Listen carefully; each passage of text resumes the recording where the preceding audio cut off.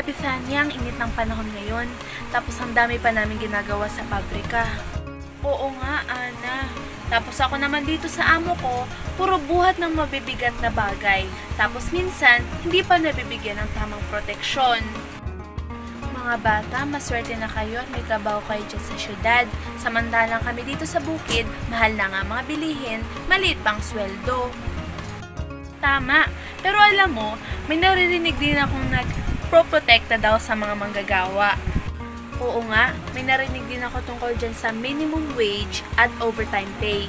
Pero hindi rin naman namin nakukuha ang lahat ng yan. Magandang araw sa inyo. Mga manggagawa ba kayo?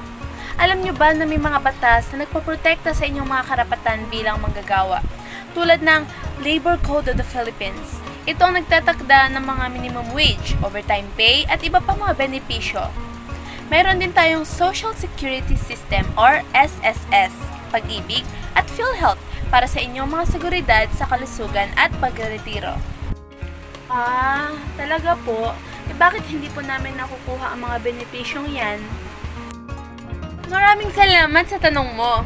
May mga employer kasi na hindi sumusunod sa mga batas. Pero huwag kayong mag-alala.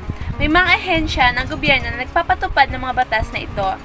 Maaari kayong mag-report sa aming tanggapan kung may mga employer na hindi nagbibigay ng tamang sahod o benepisyo.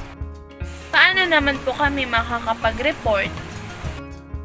Maaari kayong pumunta sa pinakamalapit na DOLE office o kaya ay mag-complain sa online. Paano po kami dun sa bukid? Malayo po kasi yung opisina ng DOLE dun sa amin.